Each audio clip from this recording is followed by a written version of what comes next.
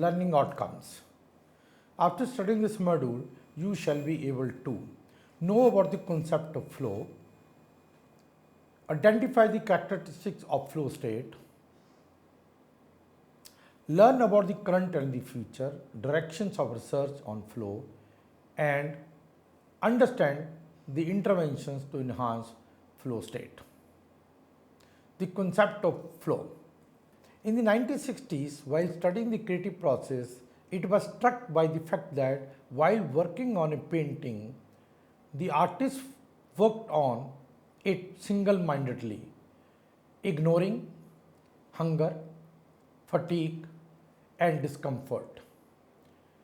But once the artistic creation was completed, the artist lost interest in it.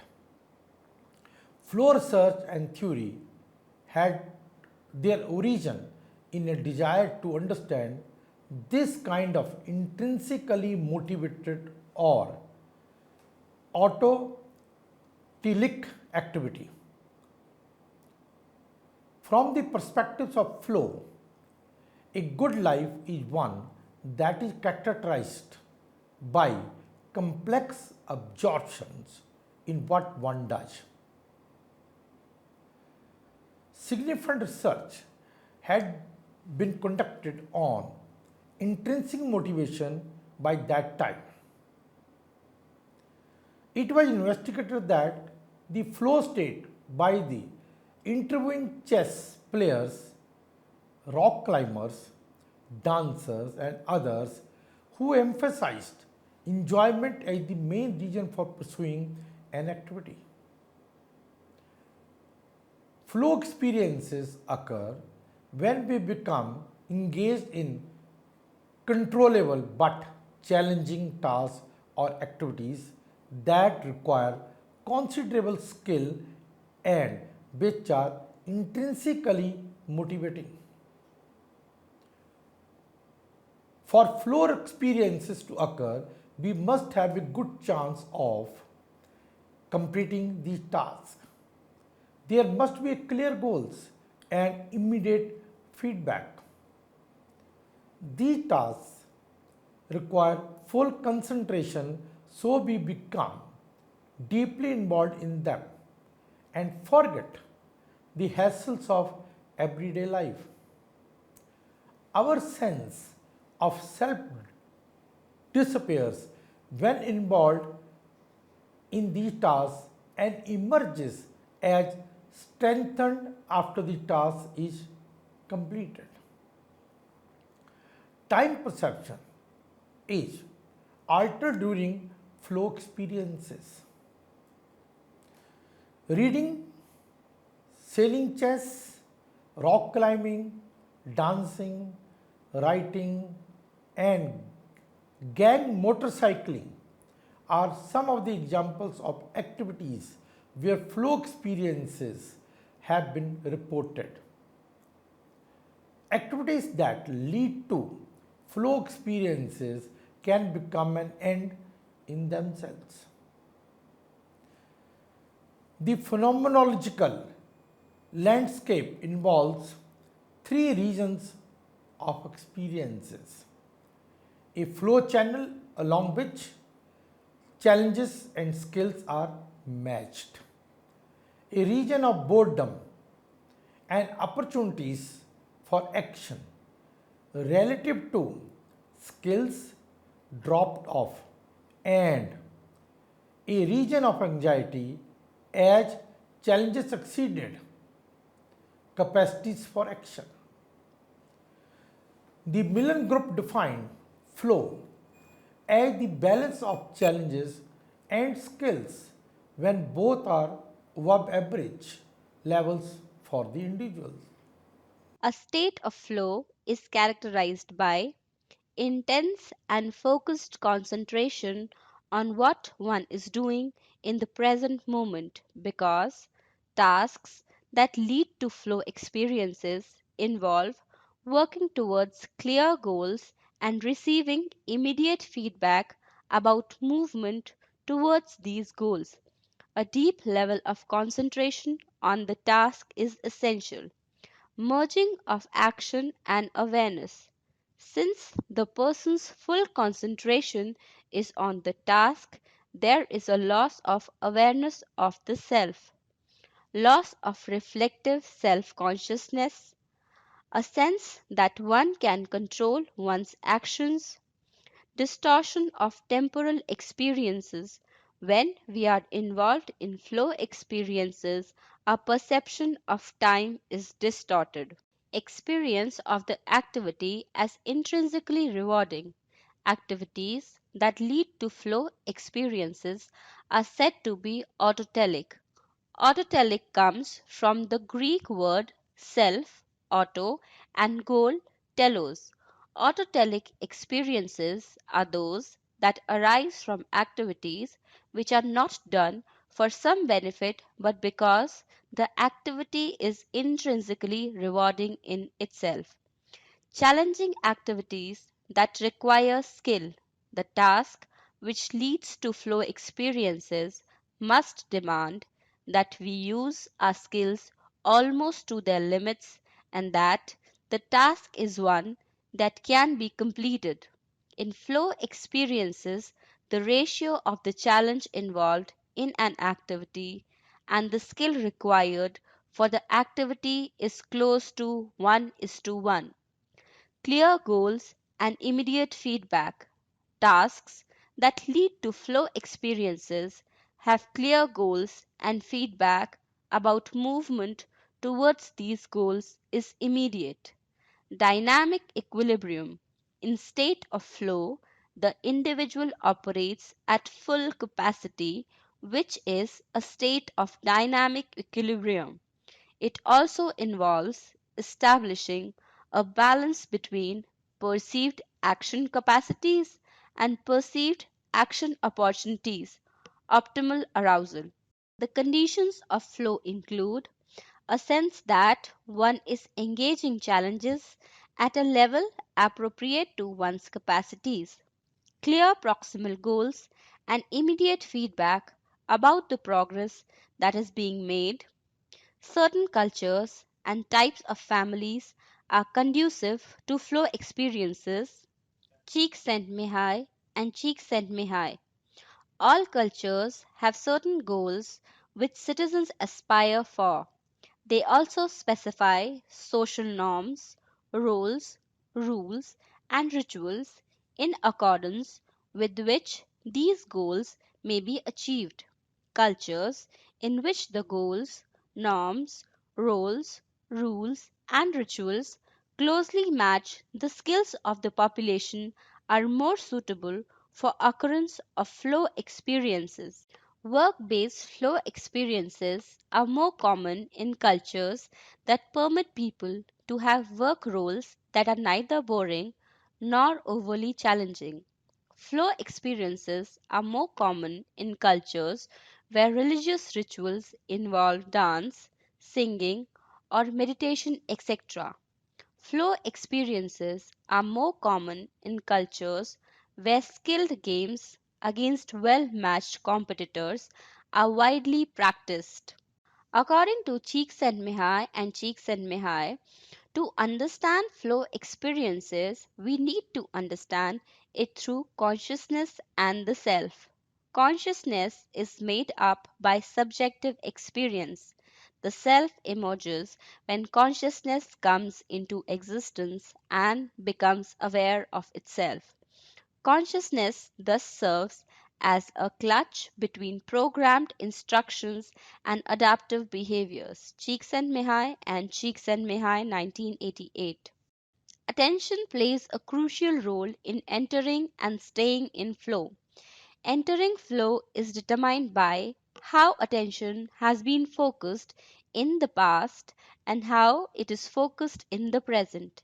Intense concentration shows that attention is wholly invested in the present activity. The loss of self consciousness in flow leads to the fading of me from awareness. Staying in flow requires that attention is invested wholly on the task. Csikszentmihalyi talks about an autotelic personality, a person who tends to enjoy life or generally does things for their own sake rather than in order to achieve some later external goal. This kind of personality is distinguished by several meta skills, which include a general curiosity, an interest in life, persistence, and low self centeredness. Lafayette found that a sample of adult workers included about 40% who were most motivated in high challenge, high skill situations, and about 40% who were most motivated in low challenge, low skill situations. The first type of individuals may be called autotelic individuals.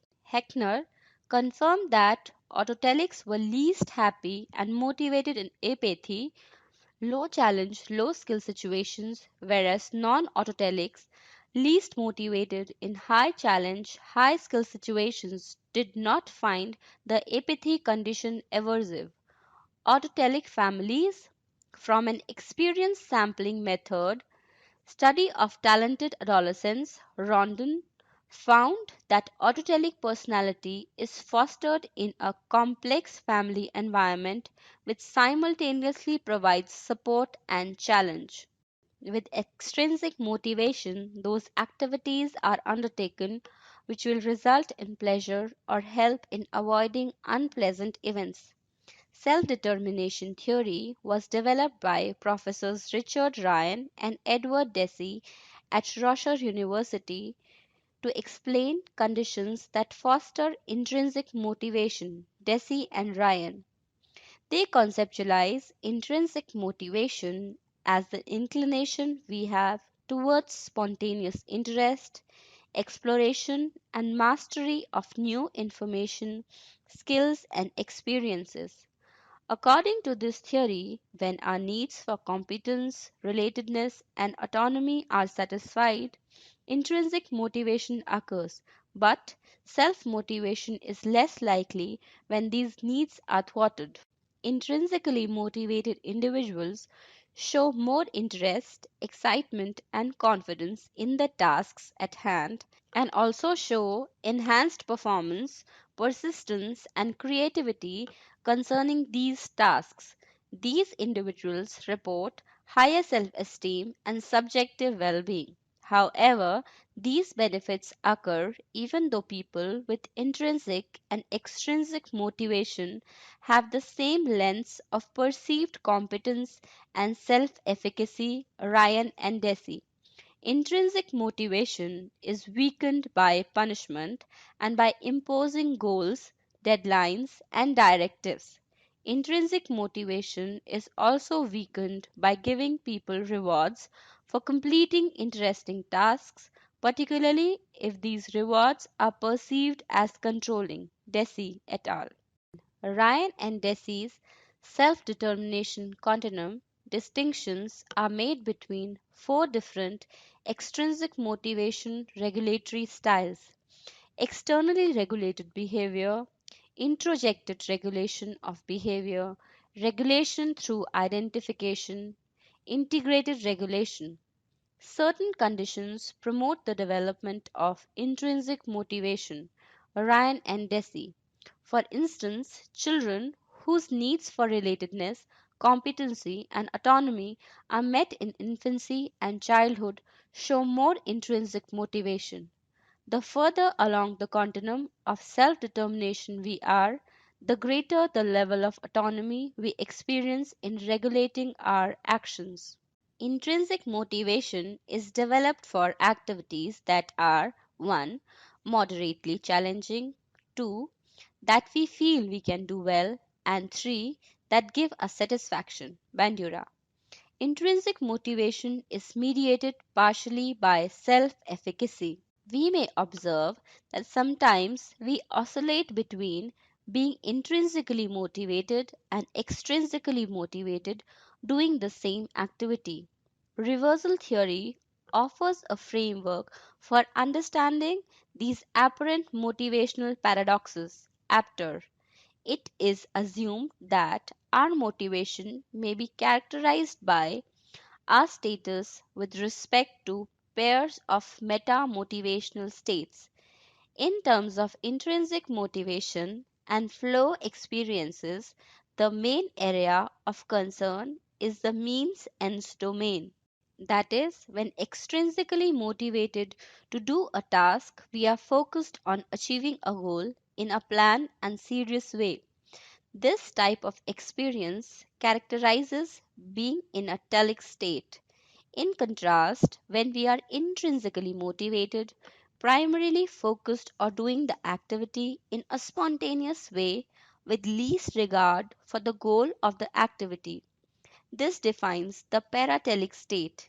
In the telic state, we focus on doing an activity to achieve a goal, but in a paratelic state, we carry out activities primarily for their own sake. The telic state is associated with seriousness and achievement, while the paratelic state is associated with playfulness and fun. The flow state has been studied in many domains like art and science.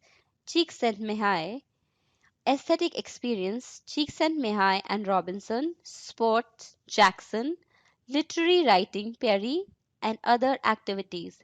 Flow research was pursued through the 1980s and 1990s in the laboratories of Csikszentmihalyi and his colleagues in Italy. They employed the experience sampling method to sample everyday experience randomly. During the 1980s and 1990s, the flow concept was also studied by researchers studying optimal experience. In the 1980s, work on flow was assimilated by psychology, primarily within the humanistic tradition of Maslow and Rogers, McAdams. It was also part of the empirical literature on intrinsic motivation and interest. Flow research has emphasized the dynamic system composed of person and environment and the person environment interactions. Since the direction of the unfolding flow experience is shaped by both person and environment, there exists an emergent motivation in an open system. Cheeks and Mihai. Proximal goals arise out of the interaction. Sports, games, and other flow activities provide goal and feedback structures that make flow more likely. It is the subjective challenges and subjective skills that influence the quality of a person's experience. Consequences of flow. In many studies, flow was found to be associated with commitment and achievement during the high school years. Carly, Delefebvre, and Massimini, Mayers, Nakamura. A longitudinal ESM study of talented high school students showed that a relationship exists between quality of experience and persistence in an activity. Many researchers also expect time spent in flow to predict self esteem. In a longitudinal study of students talented in mathematics, Hain, those who experienced flow in the first part of a course perform better in the second half. Mastering challenges in daily life may protect against negative outcomes. Schemid and flow may also have consequences for physical health. Pattern. Hence, the flow state is a self justifying experience and is an end in itself. Evidence for deep flow has been found in activities as diverse as elite and non elite sport. Jackson and Csikszentmihalyi, Kimlik and Harris, social activism, Colby and Damon, and aesthetic experience, Csikszentmihalyi and Robinson. Two kinds of experiences might be intrinsically rewarding. One, involving conservation of energy, relaxation, the other involving the use of skills to seize ever greater opportunities, flow. It was found that for normal American adolescents, motivation, Csikszentmihalyi and Nakamura, and happiness, Csikszentmihalyi and Ronde, were greater in low challenge, high skill situations as compared to when challenges and skills were simultaneously high. The original flow study showed that work as well as play can occasion deep flow, cheeks and mihai. In a heterogeneous sample of adult workers, Lafayette found that multiple dimensions of subjective experience, such as concentrating, feeling happy, creative, and satisfied, were significantly more positive in high challenge, high skill situation at both work and leisure. More time was spent in high challenge, high skill situations at work than at leisure, whereas the opposite was true of time spent in low challenge, low skill situations. Many techniques are employed to study and assess flow. They are as follows. Interview. The flow concept emerged out of qualitative interviews about the nature of the experience when a particular activity is going well. The semi structured interview provides a holistic, emic account of the flow experience in real life context. Questionnaire. Paper and pencil measures have also been used to measure dimensions of the flow experience and or differences in its occurrence across contexts or individuals, like the flow questionnaire. Csikszentmihalyi and Csikszentmihalyi. A more traditional paper and pencil measure was utilized by Csikszentmihalyi, Ronde and Whelan. They defined autotelic personality as the conjunction of receptive and active qualities measured by the Jackson PRF factors of sentience and understanding, and the other by achievement and endurance. Jackson. The experience sampling method. Subjects are given pagers, programmable watches, or handheld computers which signal them at pre-programmed times to complete a questionnaire describing the moment at which they were paged. Usually, the time spent in flow has been the most widely used measure of the general propensity towards flow. The relevance of the flow concept has been found in many applied settings such as the Montessori schools, CAN, and occupational therapy, Emerson, Ribeiro, and Polgar. Two types of interventions made in terms of flow can be distinguished. A. Those seeking to shape activity structures and environments so that they foster flow or obstruct it less, and B. Those attempting to assist individuals in finding flow. Educational settings are one of the most important areas for applying the results of flow research. One such important experiment is the 13-year-old Key School in Indianapolis, where the goal is to foster flow by influencing both environment and individual. Whelan. The most direct efforts to assist individuals in finding flow lie in the sphere of psychotherapy. With the help of ESM, personalized interventions can be made with non-clinical population, creating flow in relationships with our children. Certain types of families have been found in a study by Rotten to promote the experience of flow. Adolescents in families characterized by optimal levels of clarity, centering choice, commitment, and challenge reported more frequent flow experiences. How to create flow in physical activities.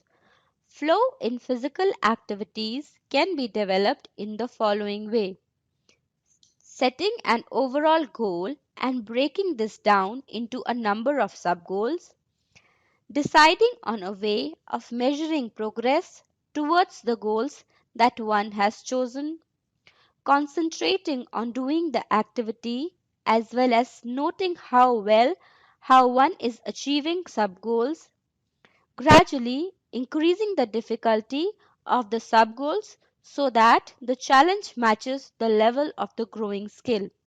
In the future, flow research can be undertaken in the following areas: autotelic personality, attentional processes, and meaningful goals. Research may be conducted on the attentional processes and meaningful goals involved in the task at hand. Forms of flow. No research has addressed the category of microflow activities, Csikszentmihalyi.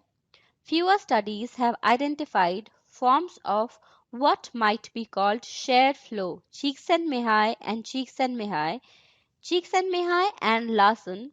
Hence, these areas can be undertaken for future research on flow. Number one, from the perspective of flow, a good life is one that is characterized by complete absorption in what one does. Number two, a state of flow is characterized by intense and focused concentration on what one is doing in the present moment. Merging of action and awareness, loss of reflective self consciousness, a sense that one has controlled one's action. Distortion of temporal experiences, experience of the activity as intrinsically rewarding, challenging activities that requires skill, etc. According to psychologists, to understand flow experiences, we need to understand it through consciousness and the self. Number four, psychologist talks about autotelic personality, a person who tends to enjoy life or generally does things for their own sake rather than in order to achieve some latter external goals. Fifth, intrinsically motivated individuals show more interest and excitement and confidence in the task at hand and also show enhanced performance, persistence, and creativity concerning these tasks. 6.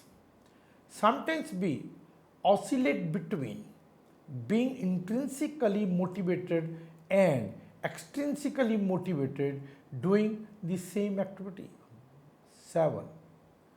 The flow state has been studied in many domains like art and science, aesthetic experience, sports, literacy, literary writing, and other activities.